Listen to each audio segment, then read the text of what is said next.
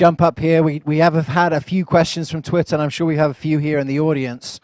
Before we go, so Dr. Cotter, let's get a mic if you want to grab your mics here first of all. Dr. Cotter, you've been doing this a while here, functional medicine. Just make sure your mic is on there. How do you feel that your strategies are similar or different to what Dr. Pedre shared here in his talk? Well, I think the nice thing about functional medicine is that it gives us a way to look at the complex patient, and it gives us a language to have the conversation. And so when Dr. of course I understood and agree with everything that Dr. Pedre had to say, and he didn't pay me to say that. But that is our approach, and these are not just beliefs; they're tried and true. I mean, the reason that I'm doing functional medicine is because it helped a family member of mine, my own mother, who was really circling the drain, as we say, but that was 13 years ago, and she recently blew out the candles on her 96th birthday cake because of functional medicine. So yeah, it's a framework to look at things, look at the complex patient, and a way to very reasonably navigate through a complex situation. So. Now, Doc, I know you have a private practice, but you also work inside the VA system. Yes. How are those two different, and how can we expect change coming into the VA? Because I know Tracy is really trying to make a big change there. Yes, absolutely. One of the things, one of the notions that I like to dispel about functional medicine is many people think, and I know I'm probably speaking to the choir, but many people think that functional medicine surrounds is all about the right supplements and the right testing, and it really isn't. It's really about the values that we talked about tonight. And so despite the fact that it is difficult to do some of these sort of boutique interventions in the VA, we have a population that is greatly in need of and very hungry for the approach that functional medicine takes. And so, I mean, I have patients asking for it by name. I don't have an appointment available till, I think, February or March. And so it is being very much embraced by the patients, and I'm surprised that they come asking for it.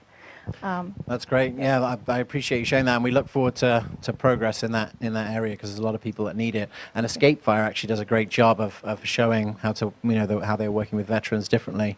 Yeah, we're actually going to show that next week. Awesome. Yeah, that's great, exciting. Elizabeth, you work as a nurse practitioner in Dr. Bloom's center. What is your sort of role on the team, and how can we get more nurse practitioners into the functional movement? In our practice, we have several physicians, myself, and a nutritionist, and actually each one of us sees patients independently, and then we also refer to each other within the practice. Everyone who comes in sees a clinician, and everyone sees a nutritionist. Mary Goki is our fabulous nutritionist, and she sees people independently, but she also sees every single person who comes in, because we feel like food is the primary method of treatment, as Alisa pointed out. If you can't fix your food, you can't really fix your health. So that's number one. And then Dr. Blum, Dr. McConnell, Dr. Yee, and myself all see people with a wide variety of health conditions. Mostly we see people with autoimmune conditions, because Susan wrote a book about the immune system recovery program, and so that's kind of the reputation that we have. But I think people, as Dr. Cotter was saying, are hungry for functional medicine. So when people walk into my office and I say, how do you hear about us? They often Googled, and they found us. And I have people coming to me all the time asking me if I would come and please join their practice as a nurse practitioner. So I know there are lots of opportunities for nurse practitioners. I had someone call me just recently and say, would you come and work for me? Because nurse practitioners, I don't think, know as much about functional medicine, but I think as I go to the functional medicine conferences year after year, more and more nurse practitioners are there. They're starting their own practices. We just had somebody call us today, a nurse practitioner who wanted to come to us for a mentoring program, and that's something that we're beginning to start doing, so that people can get their education, but then they need a practical place to practice. So you're seeing a lot of immune patients. Would you agree with what I said, that the autoimmune disease will sort of be the disease category that may help functional medicine hit the mainstream? I think so, because so many people who come to us who've seen their rheumatologist, the only choice they're really given is a medication. and they want more. They really want to know, how can I reverse this? How can I turn it around?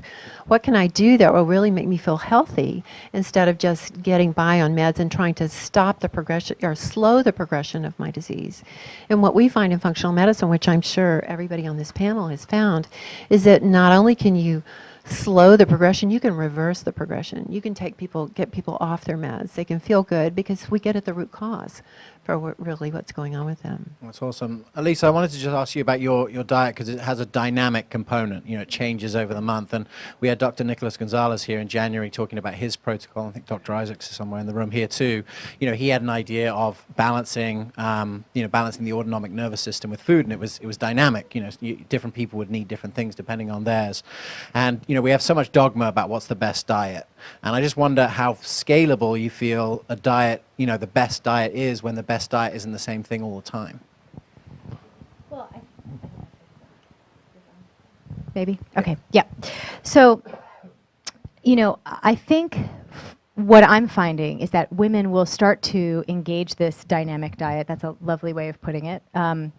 And they'll see how easy it actually is, because what's predictable is that their cycle is going to go through their cycle, right? They're going to have these 4 distinct hormonal phases. That is going to happen with predictability. And so they can start to plan around that. And it's not that complicated, because it isn't about excluding other foods that aren't, phase specific in that week. It's really about prioritizing some of the foods that really do help in each week. And what we also see is that it has this sort of viral component to it. So, for example, we get letters all the time, email letters from women who, one of them reads the book or does the program online, they start cycle syncing and they tell their coworkers about it, and then their whole team is doing it. And so women share this with each other as a way of living in their bodies that really is easier than they thought when they first heard about it. So I think it's just about engaging it and really seeing it firsthand, that it's not so complicated. Awesome. We are running a couple minutes late, but let me just give an opportunity for anyone in the audience to ask a question to the panel. Anyone want to have a go here? We've got some brilliant minds.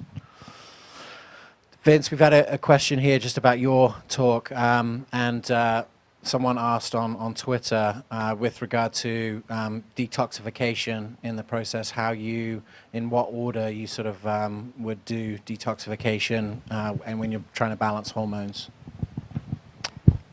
I think I'm doing that from the beginning. So it's, the way I look at the body is it's basically a symphony. And you have a whole bunch of different instruments playing, and you can look at the hormone system that way, the gut. And if the violins are out of sync and the tuba is playing the wrong note and the violas are flat when they should be sharp, then the entire system is knocked out of balance.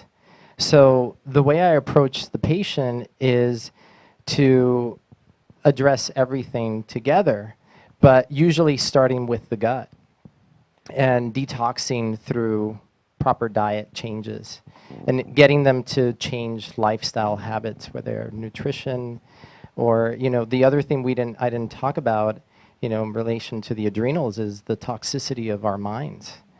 All the negative thoughts that plague us.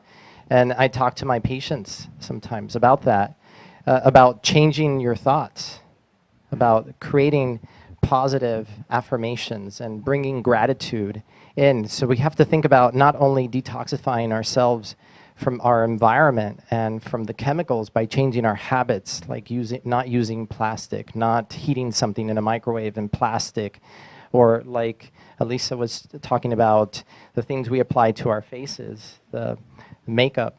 But also you have to, I think, address the spiritual toxicity that plagues us. And to me, I don't know, I look at everything simultaneously, so I can't say that I separate one thing over another unless a patient has some sort of infection that needs to be treated. And that's the primary source of inflammation, so then you want to treat that first. Say they have Lyme disease. Yeah. But I hope that answers your question. That's a good question. And maybe just a quick question for all of you here. I mean, that was quite complicated, some of what Dr. Pedre put up on the board all the numbers and letters and so forth. How do you make this process easy for patients to really understand so they can participate? Because the beauty of the functional medicine paradigm is they have to participate. I'd imagine you have to make it easy for them to understand the process. Are there stories or structures or things that you use in order to help patients understand this symphony? Yeah. You know, you mentioned stories, and oftentimes what patients respond to is a story about somebody just like them. And what I do with the vets actually is they love to talk to each other, very willing to talk to each other. And so I'll ask one person if I, could connect them with another. And they don't really need, many patients don't really need a lot of physiology. Some of them want it, and you can simplify the process for them. But oftentimes, a very meaningful story is something that speaks to them, and they say, "Oh, there's hope for me too." So That's great. Yeah. Elizabeth? I think it's also getting people to tell their story. That's such a big part of healing, is to understand where they've come from and what were all the factors that brought them to where they are today, and then what factor is really most important for them to kind of emphasize in their life now, and to help them find that healing path. And then once you kind of know what their priority is and what they really want to make a change in, then I can start to give them some guidance on that. So it's kind of getting their story and taking the lead from them, and then working through step by step. That's great because it's so participatory. It's got to involve them. It's got to be doing that. Dr. Cotter, one more. Yes, I just wanted to bounce off what Mary just said, and that is that we do something in functional medicine called the timeline, where we ask them in detail about what happened really from birth to to today. And when they see how their physiologic changes happen in proximity to emotional changes, life changes, I mean, that's a way of, when we tell their story back to them, they get these incredible aha moments, and they're more, I don't want to say willing, but they see in wonderful detail and great relief really how related their whole web is, their whole life, as Dr. Pedre said, about their emotional life and their physiological life. So yeah. I'm just going to jump in quickly and say that I think, and it could be just the very specialized niche that I focus on, but women are starving for the information about how their bodies actually work. You have to remember that the last time a woman was taught what was going on in her body was typically 6th, 7th grade, and it was like, you get a period, and here are the tampons, and don't have unprotected sex. And she has a huge blind spot about what is happening in her body, and that the fact that she then feels like her body is failing her because she's having fertility issues, or she's having she's a different person one half of the month to the other because her cramps are so bad, or etc. She feels like this body that she has is betraying her, is mysterious, is unpredictable, is bad. So I find that giving them very approachable explanation about their endocrine system, and again, from a layman's perspective, and again, just basic cycle education is so empowering. They love knowing about it, and then it's just ingrained in them that they have this cyclicality. They want to eat for that, and it makes the whole process of adhering to the protocol a no-brainer for them, because they know why they're doing it. I always say I don't eat broccoli because it's good for me. I eat it when it's good for my cycle, and women love that. Like, oh, I'm doing this for me, for my unique female self, which needs a lot of special TLC. Vince? I'm going to add, I don't know if you can tell, but I'm very visual and I love pictures. So I will use a picture with a patient. Like earlier today, I had a patient that has gluten sensitivity and also tested positive for one of the HLA markers for celiac disease. And I had seen her daughter, and she had also tested positive for the HLA marker. So I was showing her what type of damage gluten can do to her gut lining just by showing her the simple diagrams of what a gut lining looks like that's healthy versus a leaky gut. And that really helped drive the point in about what's going on in her body. And then the other thing I will add is that I agree with everything that everyone said. The other thing I do is kind of learn where the patient is and negotiate with them, because you may have this beautiful grand plan to fix their body symphony, but they're not ready to start with everything that you have. So maybe they're just willing to try eliminating dairy from their diet right now. Or maybe they're just willing to try gluten, but they're not going to do anything else. So you have to kind of see where they're at and meet them halfway, and then just kind of you're the navigator and you're pushing them to get to where you know they need to go. Absolutely. Well, look, I just want to bring the whole thing together here because we've come to an end of the event. You know, our goal here at the Functional Forum is to catalyze more and more doctors to get involved with endocrine, with functional medicine. And one of the groups that we think would be an obvious choice to do it is endocrinologists. And that's why we started with Mike Mutzel at the beginning, because the Endocrine Society is telling people that these endocrine disruptors are causing big problems, and the regular physician doesn't really have any tools to be able to deal with that. Functional medicine does have those tools. So for those people who what we feel like what we wanted to do at this talk is to provide an opportunity for functional medicine meetup hosts, our Functional Forum meetups, to invite endocrinologists to this. This talk, this hour and a half that we've had, will be available for free on the internet forever. Ask an endocrinologist if the Functional Forum might be right for them, because we need to get more and more doctors doing it, and I think endocrinology is a perfect example. So in that vein, our next Functional Forum is December the 7th. It's called From Retox to Detox.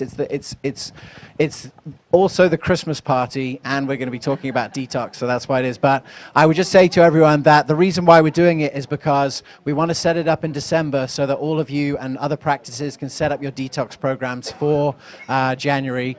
This has been the Functional Forum. Thanks so much to all of our guests. It's been great, and we'll see you next time. Thanks so much for watching, and for more great clips like this, please subscribe to our YouTube channel. I've created a special free video just for you. It's called The 5 Steps to Becoming a Leader in Your Wellness Community, and it'll give you some of the starting points on how to position yourself as the leader in your zip code of your health community. All you have to do is click on the link below.